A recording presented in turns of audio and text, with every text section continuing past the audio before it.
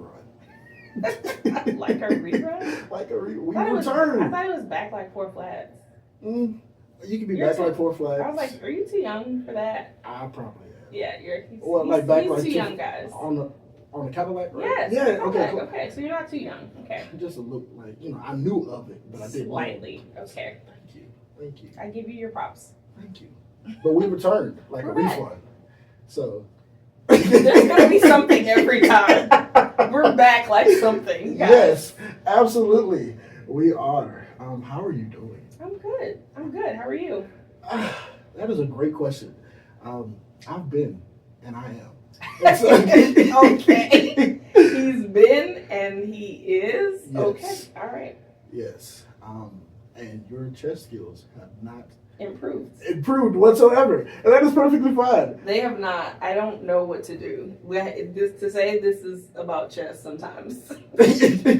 Sometimes. The premise is to be in front of a chessboard and we are supposed to have some type of game plan when it comes down to chess. Okay. And then sometimes, we just gonna talk. All right. And I have learned the pawns. You learned the pawns. Okay, cool. So can you tell me something about the pawns? Then? They can't move backwards. They can only They can only move forwards. I remember from the last time. So can you tell me how they take a piece?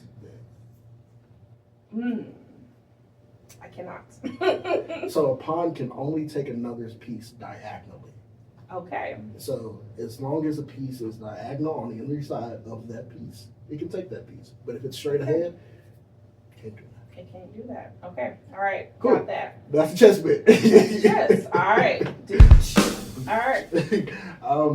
But we are back, and I appreciate you for coming back for part 2. Yeah. I really enjoyed our dialogue when it came down to purpose. Same. And I really wanted to kind of dig deep.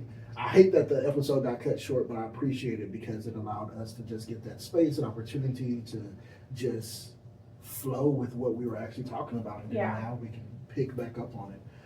And just kind of had the recent conversation that one of the things I really wanted to discuss is the pain of purpose. Yeah. And so I have taken a break.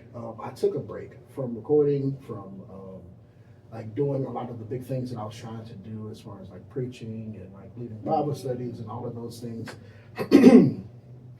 And one of the reasons was because I felt like I was in this place to where it's I knew what I needed to do. And since the desire to do it wasn't there, and I feel like there was more of an obligation to do it. That's and interesting. I feel like I had to do these things because it was what was expected of me. And finding myself in a place to where it's just okay, God, I want this, I do, but I don't want it to feel like this is a task. Instead, I get to do this, not that I have to do this. Right. But even in that, I'm learning that it's just sometimes you have to do it. It's a discipline that you have to learn.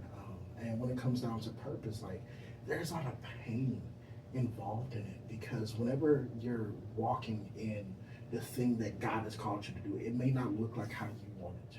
Yes. It may not be what you exactly want it to be. And as far as for me, it's just I know God has called me to ministry, but ministry and what He wants it to be has to be what He wants it to be, and not necessarily what I think it should be. Because so many times I can just be okay, cool, well, I have to be in a pulpit, or I have to be leading a Bible study, or I have to be doing these things. And it's just well, why not allow this to be this ministry? Or how I'm interacting with the people at Walmart, or how am I interacting with my coworkers, and all of those things, and allowing those experiences to humble me, and allowing those experiences to allow God to actually speak and move through that. And it's just for me personally, the thing that God has just constantly been allowing me to see or speaking in my life is Cullen, in your purpose, I need you to die. I need you to put yourself to death, because what I want to bring forth, you can't have your hands on it, because your hands is going to mess it up.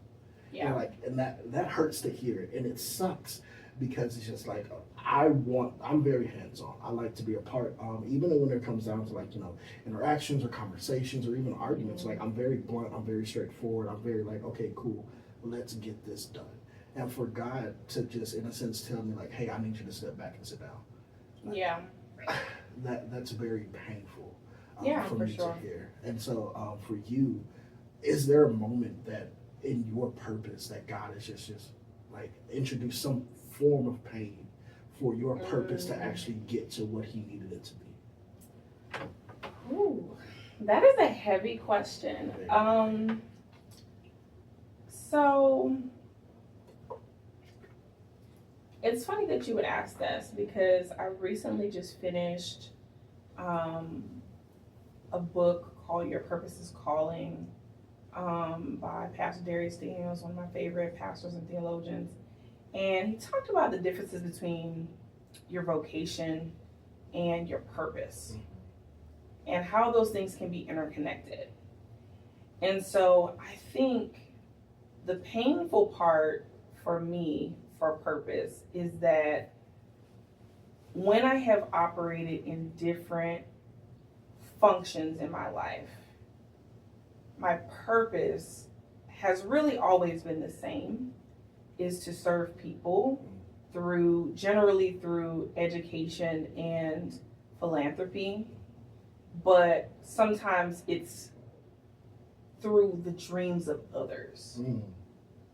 And so the good thing about myself, and something that I realize is a positive quality that I have, is that I really don't like the spotlight. And I am a very shy person and very introverted person. So that is like a hot take. Nobody believes me when I say that, but it's because I have a lot of forward-facing jobs and roles and responsibilities, but who I am in my core is very introverted. So the first pain point about purpose for me is that I have to get out of my comfort zone. I can't always be out in the background because my unique skill set and vision and like the way that my calling and my giftings operate, sometimes I have to be in the forefront because I'm the person leading the initiative, or I'm the person leading the ministry, I'm the person whatever. So I think the first part is just not being afraid to allow God to give you the confidence to do whatever you need to do. I think about Moses and his apprehension, to going to speak to Pharaoh and saying, like, how am I supposed to do this? That's how I feel all the time. How am I supposed to, lead these people or lead this ministry or even go speak at events and things like that? I'm always, I feel very awkward. I feel very like aware of my ADHD or aware of my neurodiversity. I feel like I look like and I talk like I'm different whenever I'm in front of a group of people. Not like one-on-one like this, but it's always like if I have to speak in front of a lot of people, I feel like I sound crazy.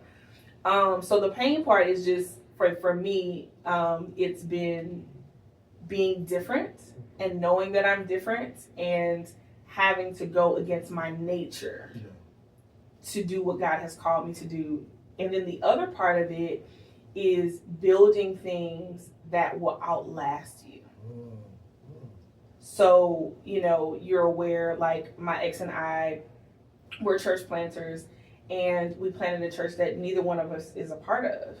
And so for many years, I really struggled with that because you can build something and like be a part of every fabric of it, literally the color scheme, literally the logo, literally every fabric of something, and for whatever reason, you have to move past it and you have to be comfortable with that.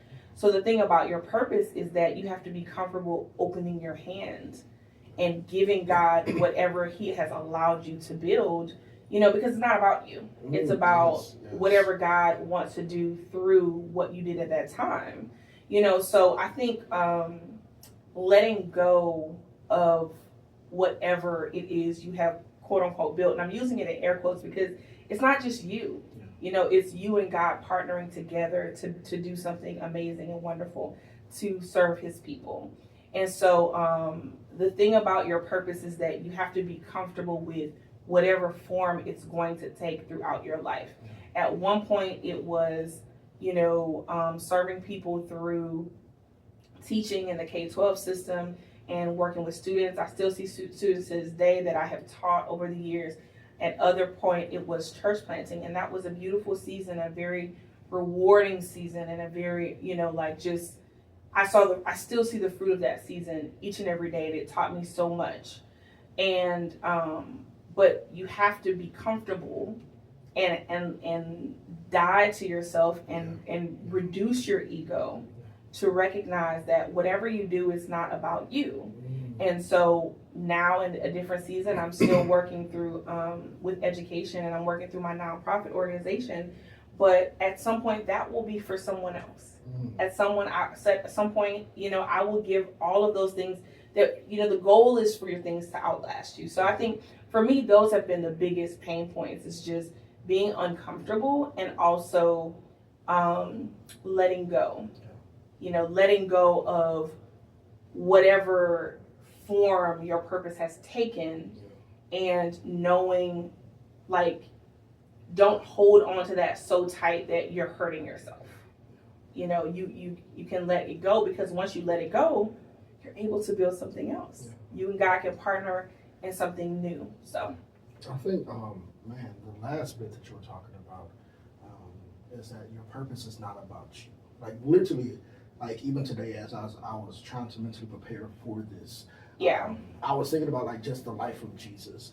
And it's just like, truthfully, like, Jesus' purpose ended on the cross. Like, well, after the resurrection. Like, he did what he was supposed to do. Physically. Right. And so, like, after that, like, if Jesus was like, I want to stay on earth and, like, start some churches. Come on. And, like, build these hospitals and I can, do all of these. Like, could he? Absolutely. But that wasn't his purpose.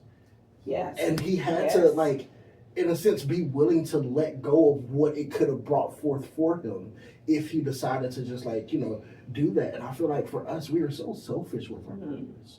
We're so, like, me mindseted that it's just like, this purpose has to do something for me. My name has to be made great. My like, people have to know who I am in my purpose. And it's just like, no. And I remember having a conversation recently with one of my siblings, and we were just talking about, like, literally just having conversation with each other. And they made the comment that it's like, oh, I'm leaving this because it doesn't add value to me. And it's just like, okay, what if it's not supposed to add value to you? What if you're supposed to add value to it? And we're so focused on, like, what is this doing for me? What is this bringing for me? How can I be seen? And me. And when we're looking at our Lord and Savior, and we're looking at Jesus, like, every turn that he took was just like, this is for my Father. This is for my Father, and this is for you. Like, none of this is truly about me. If you want to give glory to somebody, give glory to God. He accepted worship, but at the end of the day, he always wanted to point people back to God. And our purpose should do the same thing. It should always point people back to God. And yet, I think the reason why a lot of us are so unsatisfied in the mindset of what we feel like our purpose should be is because we want people to praise us in our purpose. Yeah. It's our ego. And I think, you made a good point about Jesus, because think about, sometimes, like, with what you said, think about yourself. Think about if you, at 33 years old, had the ability to make miracles happen, and you were becoming well-known, famous, worldwide, and God told you your time for this is up. Would it be hard for you to say, yes, God, my time is up. I'm going to let this go. Now, of course, Jesus had to die a physical death, but let's just say if we're just talking about, from the perspective of you letting go of a role. We get so obsessed, over our roles, and you cannot be afraid to pivot, and I'll use myself as an example. I've done many things over the years. When I was serving from a church perspective, we did a school ministry. We did the art bus, and then we did the citywide baby shower, and we're doing all these different things to ultimately serve the community. And so once my time in that season was up, it would have been very easy for me to get frustrated or feel like, oh, like, this is my thing. This is my thing. And at the end of the day, I ask God, like, what do you want me to do? Like, what do you want me to do? Whatever that is, I'll do the next thing. And so I think you have to be comfortable with like figuring out what the next thing is for you. And in whatever form that takes. And you cannot be afraid. Even when you look at the things that I intentionally don't put my name on things. So like when I move or when I, do something different or somebody else takes over, I have Monroe Gospel Fest, I have Monroe Literacy and Art Bus, I have Monroe International Day of Literacy, Quiz Bowl, everything is Monroe. And that's intentional because I want it to be beyond me. I want me to be able to give it to someone and they take it and run with it. And so I think from just a ministry perspective and just from a life's purpose perspective, you have to be comfortable with letting go and not letting your ego trap you into overstaying your welcome in a season or in an opportunity or in a vocation or whatever, and just be open to the different forms that your ministry is supposed to go. And from a service perspective, you talked about your sibling saying your sibling was saying like, this doesn't serve me. I think that there's a balance to that. Like, I think with every role, even with people, you have to know where people's roles are in your life.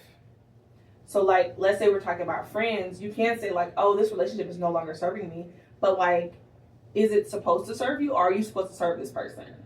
Are you called to this person to serve them? Yeah. If you are, then it's also not your friend. And that's also not your spouse. You're called to serve them in whatever capacity as a mentor, as whatever type of relationship you're supposed to have with them. But like, you're not necessarily just called to cut them off and just, but then on the other hand, there is an element of like, does this serve me with anything, with anything that you do? So I think, especially if you're talking about ministry wise, you always have to check your intentions and like ask yourself, why am I doing this? Am I doing this because I really feel like I have something to say? Am I taking this preaching opportunity because I have something to say? Or is it because I need money? Or is it because I want to be seen? Or this is a big event and I want my name on this event? If the answer is the other two, then maybe it's not for you to do. Something you had said that really resonated with me is that you don't put your name on those things because you want those things to outlast you. And I'm really like, I am such a, like, I do not like titles. I absolutely abhor titles, especially like in the church, because the moment I'm introduced to a person and their immediate response is like, I'm bishop, I'm prophetess, I'm prophet. Like, for me, like, whenever we die and we get to heaven and we stand before the judgment throne and God looks at us, He's not going to say, well done, my good and faithful bishop, well done, my good and faithful prophet, pastor, preacher, teacher, evangelist. He's going to say, well done, my good and faithful servant. How did you serve others? Like, that is our ultimate purpose, is to serve whatever, however that looks like, whatever avenue God chooses to take that down. And like, when it comes down to it, like, you are absolutely right. Like, these are things that, like, I pass this on to you. Like Jesus, whenever he washed the disciples' feet, he showed them like, hey, I'm doing this to you so you know how to serve and love others. Like, our purpose, our servitude should be in such an example to where when we are not here, not if, because we won't be here always, when we are not here, others now have that example of how they are supposed to follow. And so for you, I would ask the question, like, for the people who are struggling with, like, I want to be seen in my purpose, I want to be felt so grand whenever this is, in a sense, have my name on it. Like, how would you encourage them to keep themselves humble and to allow themselves to not be so focused on themselves in their purpose? Yeah, I think I think the first thing is you have to develop awareness. So you can say that, and you can say, how would a person, grow in their humility? I guess is really what you're saying. If they don't think that they are not humble, then they won't. If they don't have the ability to see themselves outside of themselves and have that self-awareness, then they won't. So it's almost like a moot point. Not saying they'll never get there, but it's like we're assuming that they have that ability. Yeah. If they don't have that ability, then they already think they're humble. And so but if you are a person that you are self-aware, I think the first step is just ask God for opportunities to be humble. Mm-hmm. Ask him for opportunities to be humble. What are those opportunities? And it's not even just like fake. Like it's, I do a lot of things with my team. I lead a team of 2 people at work, and they are amazing, and I couldn't do the work that I do without them. But I say that often, like whenever people are praising me for work that I do at work, I always say, like, I couldn't do it without my team. I couldn't do it without these 2 people. That is an opportunity to practice. And I mean that. That's not like me just blowing smoke. I genuinely mean that, because I couldn't. I would be crazy if I didn't have the people that I work with. But I think sometimes you have to just say it, and say it to others, and say it to yourself, because that helps me. I'll never get the big head, because I know if I was solo and I didn't work with anybody, I wouldn't be able to put forth the effort that I'm putting forth without our lab coordinator doing things, without our assistant professor doing things, teaching other classes so I don't have to, helping me with accreditation, helping me with all these different things. Even people that don't work directly with me, like our marketing team, we have a great marketing person where I work, and so she helps me so much, and she helps me market, and she has brilliant ideas, and so I think the first way is constantly acknowledging your own limitations, and acknowledging it to yourself, and acknowledging it to others, and not in a self-deprecating way, not in a well, yeah, you said I'm great, but I'm really trash. Not in a self-deprecating way. Acknowledge your strengths, but just say, I'm really just glad I have blah, blah, blah, blah, blah. Yeah. I'm really just glad I have this person. And even, I was in a meeting, it was just a young adult professionals meeting, and our marketing person was there, and they were someone was saying something, and I talked about collaboration and how we couldn't do it. It's a team effort. And so I think constantly acknowledging your own limitations, acknowledging and championing the people around you, being aware of your limitations, and finding people to help you that are better than you at certain things. Yeah. And not being afraid of saying, you're so much better at this than me. Can you please help me? Yeah. Asking for help, and asking for help often. Yeah. All of those things keep you humble. Yeah. Even with my doctorate, people are always like, oh, you're so smart, you have a doctorate. I'm like, y'all, that means I know one thing a lot, really well. Absolutely one thing, curriculum and instruction and ACT, standardized testing, one thing. So that not only tells the person, hey, don't think so highly of me, but also, it reminds myself that I'm no better than anyone else. We're all in the same playing field, and we're all just trying to make sense of this thing called life. Yeah. So that's what I would do. Do a little bit better. Yeah. I'm not. I don't feel that way. Not everybody out here got a doctorate, though. I know, but it's just, I don't feel that way. I think everybody's capable. Mm-hmm. I do think that. Yeah. So it's not it is something. And I think I just practice it because I believe it. Yeah. I just, maybe spending a lot of time being insecure too. Facts. That maybe that is why too I'm able to just really hone into my own humility, because I just don't think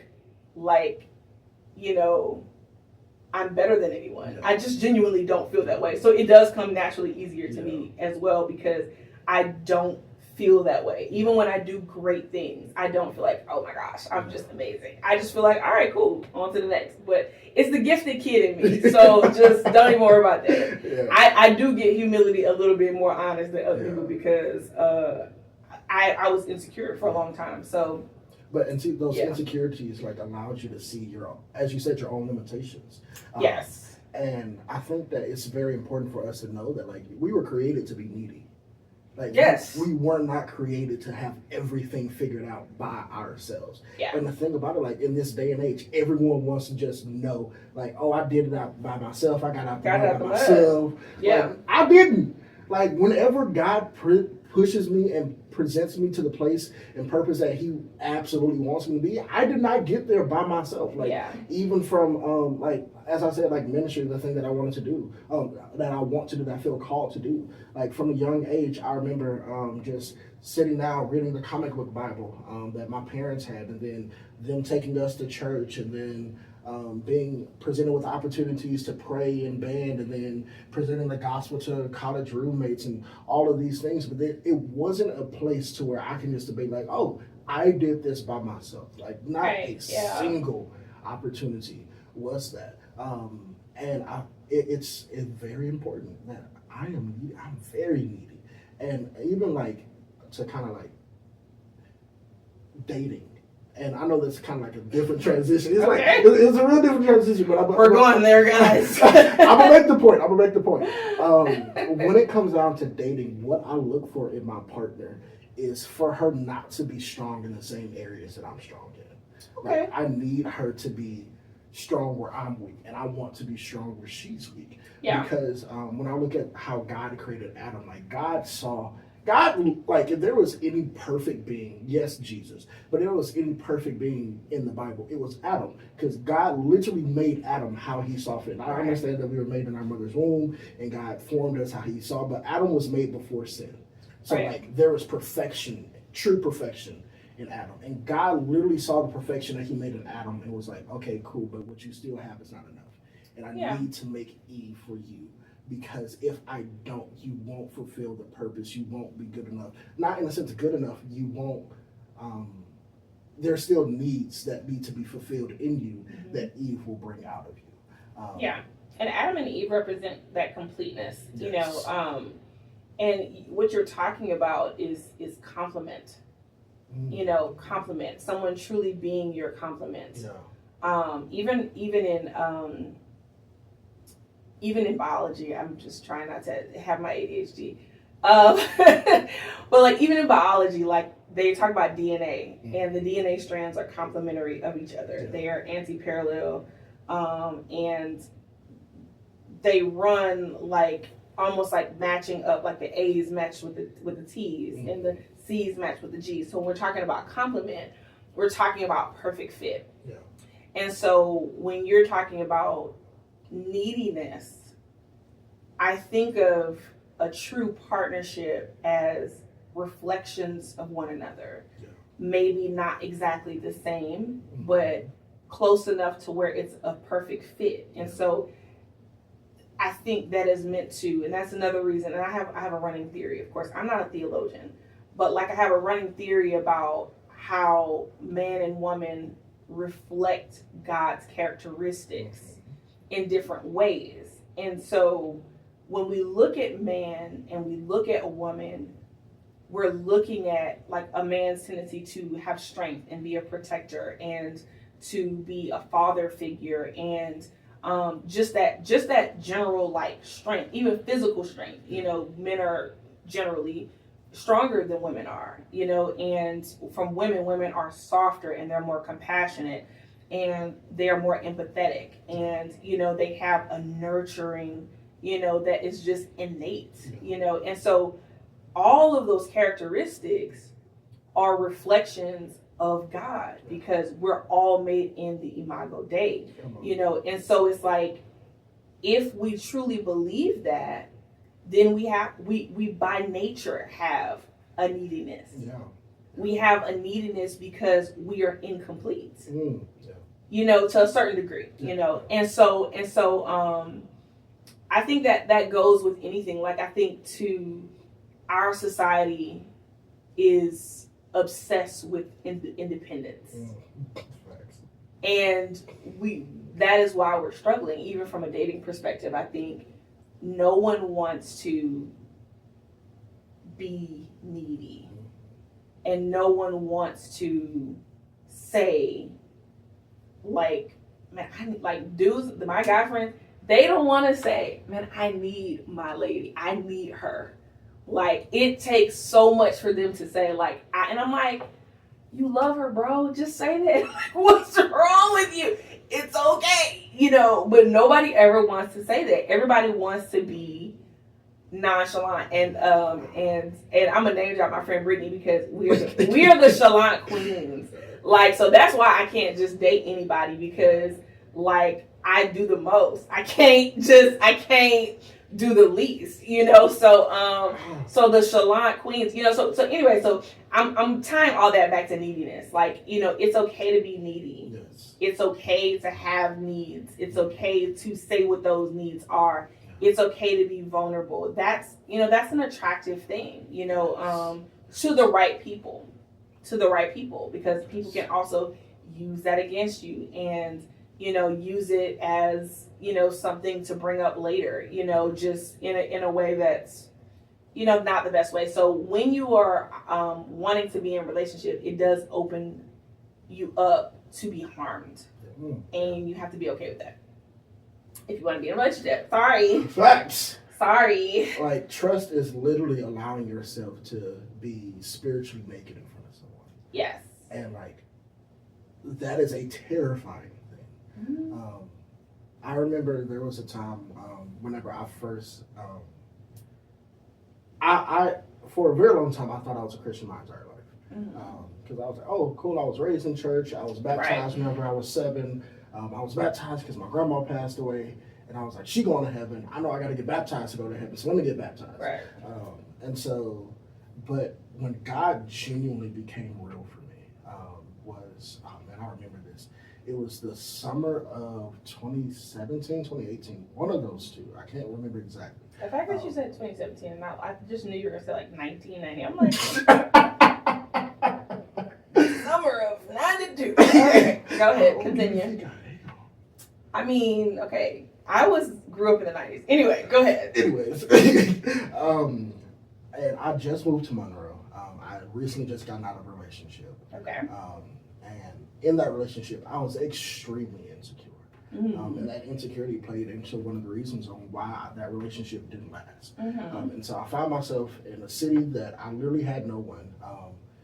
The one family member I did have, he wanted to talk about my ex whenever we hung out, and I was like, bro. Very strange. Bro.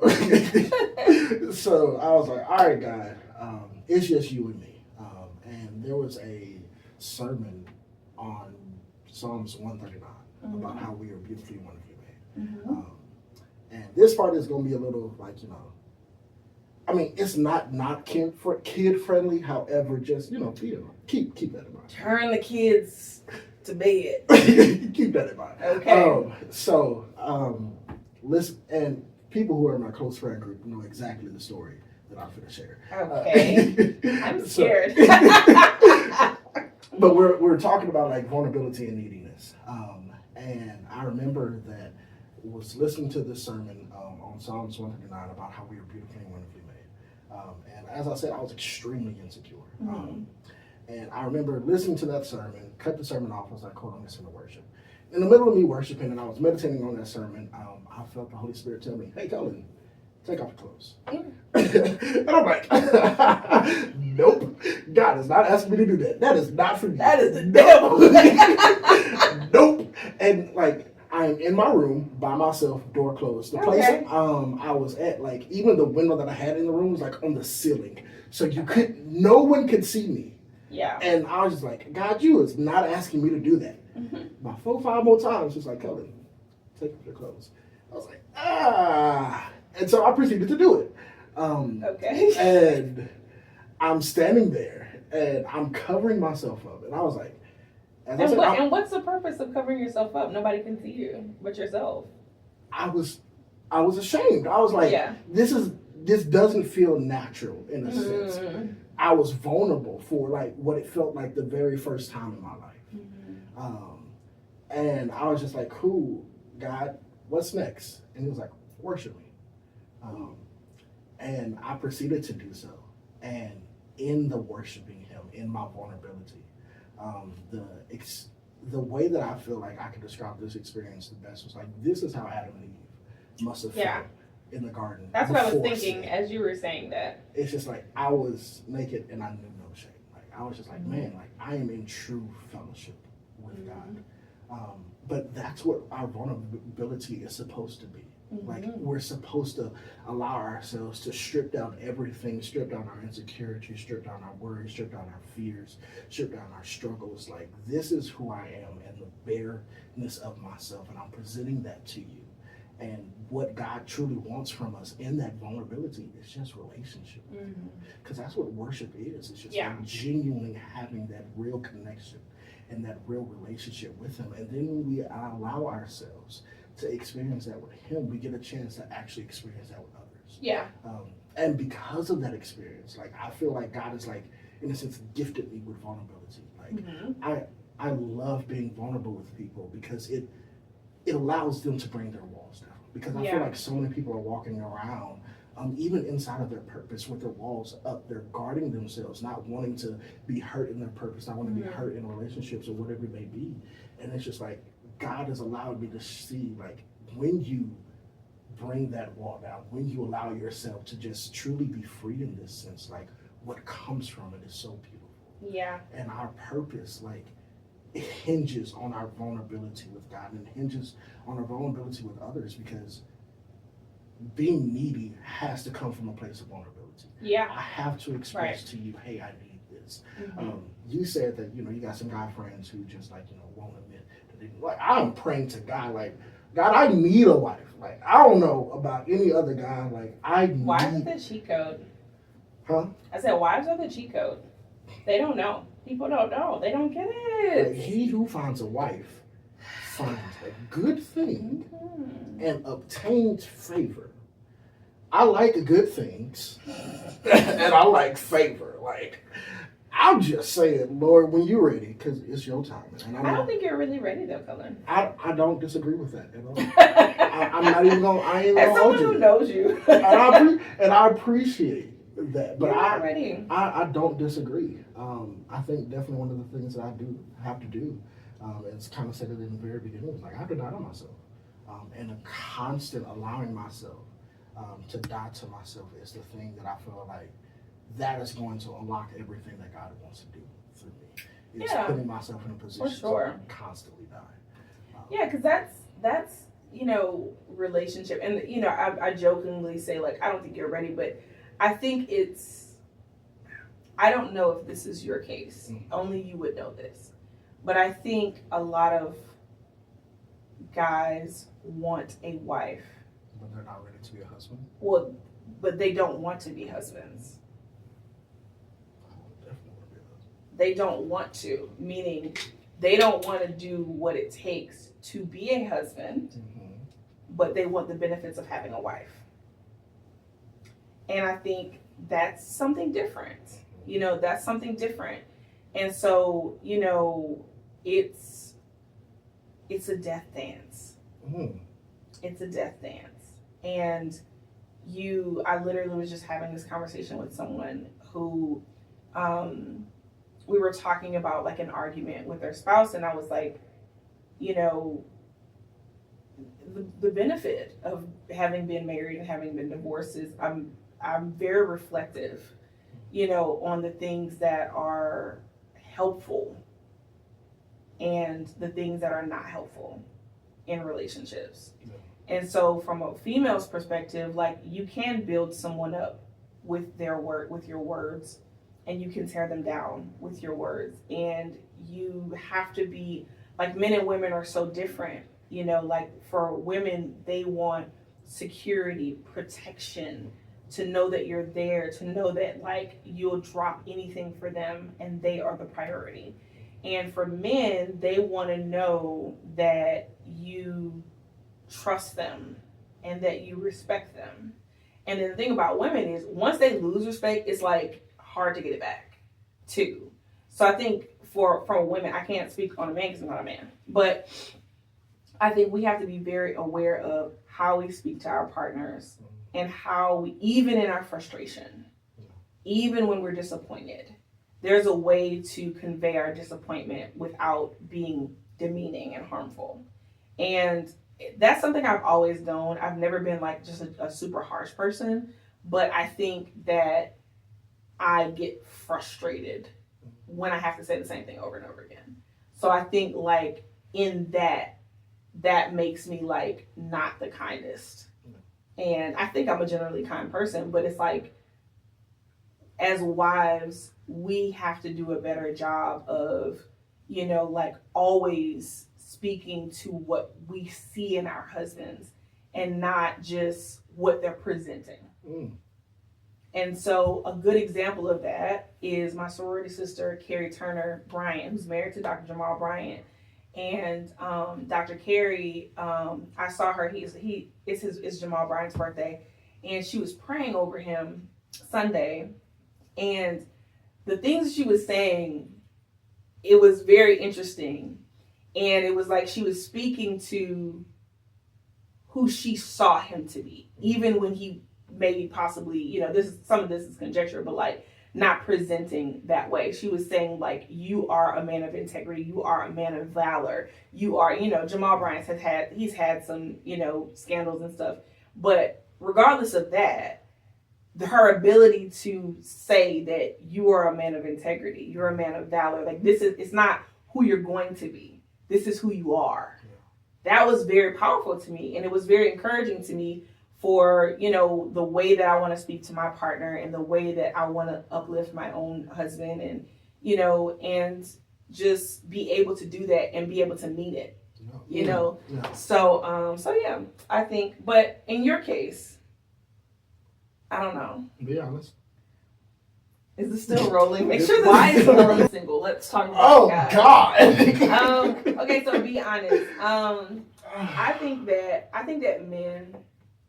I'm gonna talk about men in general, and you can take the soften the blow. Take the meat and spit out the bones. I think that sometimes men can be very superficial about their partners, and I think that. Unfortunately, I think what we have to do, just as single people, is become friends with somebody and see if you fall in love with their personality. I do think being attracted to somebody is important, and I don't want to negate that. But I think that I'm actually really bad at this too. I'm always looking at somebody I think if a person is attractive to me, I think I go to. Oh, does he like me? I think I go to that first versus do I like them? Or do I want to be friends with this person? And I think we should do that. So in your case, I think you should just focus on finding people that you enjoy being around and then go from there. But I think a lot of times we focus so much on relationship, wife, husband, and we miss great friends. We miss people that are even people that I'm connected to someone from out of state who is so brilliant and amazing and, is a guy and is attractive and all these different things. But I don't want to date him, but he's a good friend, probably will be a great colleague, a great resource. But we just look at people as just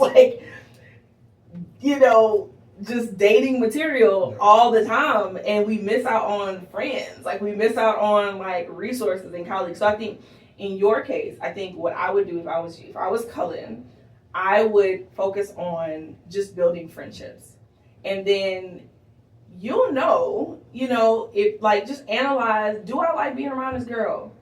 Because at the end of the day, when you get married, you're not going to be romantically all on them all the time. What's going to keep you in a marriage for years and years and years and years is, am I friends with them? Do I like them? Do I love them? Because you love a lot of people, but you don't want to be around a lot of people. There are people you love that you don't want to see every day. So imagine your very, very best friend, somebody you never get tired of, somebody you want to talk to. We were just talking about one of your friends who you talk to 2 and 3 hours. you want that just in a girl. So that's it. That's my advice. Take it or leave it. I mean, I don't got no other option but to take. But I know. Take what I say with a grain of salt. I'm single as a Pringle, honey. So don't know if my strategy is working, but but I will say I don't waste my time a lot either. Yeah. So there's that. I also don't waste my time. So, That is going to be definitely another segment for another day. Because I want to respond, but if I respond, You can respond. You can take 5 minutes to respond. Okay, cool. I don't 100% disagree, but I also don't 100% agree. I'm okay with that. And, like, in a sense, one of my biggest things is, like, I try to focus on communication. Okay. If I cannot communicate with you, there's no point of even, like, trying to take that further. And so, like, communication is, like, 100% key for me whenever it comes down to, like, pursuing a partner in a relationship. And I guess... Well, what do you look at first? What is the first thing if you are trying to figure out if you like somebody, or if you want to get somebody's number? What is the first thing you think about or you look at? So, now you don't want to say. No, it's like, I don't want to say, because it's physical. Like, we're always looking at the physical, and I can't not help that. Like, yeah, I have to be physically attracted to you. Now, there's levels to that. Like, if your personality is just so bubbly and giggly, and it's just like, dang, like, you just draw my attention to you. Mm-hmm. You can be, in a sense, like a 5. And I'm like, dang, like, you're like an 8. Because, like, your personality is just so active to me. And so, like, I would say those two things go hand in hand. Like, is your face catch my eye, and then, like, how you present yourself, how you posture yourself, like, is that catching my eye at the same time too? Because if you're just, like, having an attitude and there's no conversation being talk to you, sure. Yeah, and I think the biggest thing too is, like, just don't always, like, go to relationship first is what I'm saying. Yeah. I'm saying as you get to know people, just get to know them, because there are some 4s. There are some 4s that are really 7s, 8s. And I'm saying this, I hate the number system. I hate it. Because it's so subjective. It's very subjective. But I hate it. And I hate the term high value. But anyway, but I'm saying all that to say someone that, I just think that sometimes, let me flip it.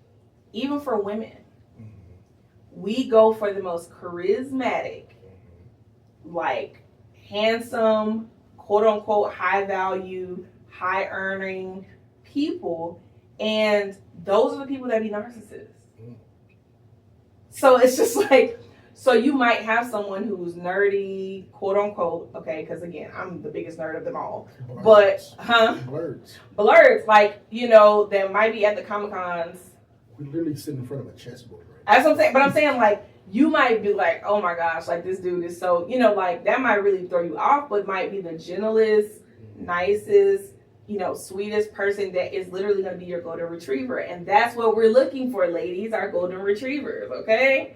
And so it goes both ways. That's what I'm saying. Like, you might have a girl that's not super confident, that's not going to be the girl that catches your eye as soon as you walk into the event, but you have to move around and, like, just be open to different types of people. And I really feel like if more people did that, more people would be married. Like, they would find their partner so much faster, because we're looking for the wrong things. We're looking for, the wrong positive attributes, is what I'm saying. So, man, we didn't talk about purpose. We didn't talk about dating. We've talked about it all.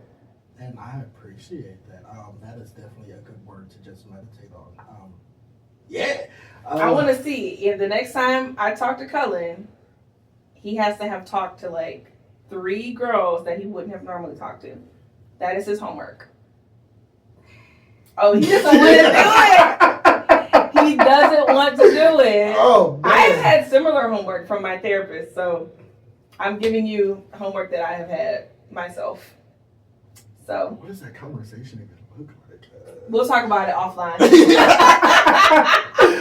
Oh man. We'll talk about it offline. Alicia's coaching services. Yay. I have a 0 out of 0, 0 out of 10 rate. Actually, I'm pretty good with it actually. But all right. I appreciate this dialogue. I The appreciate y'all offering. for this is the offering that I play y'all. Pray y'all be blessed. Peace. You could have said play and that would have been okay.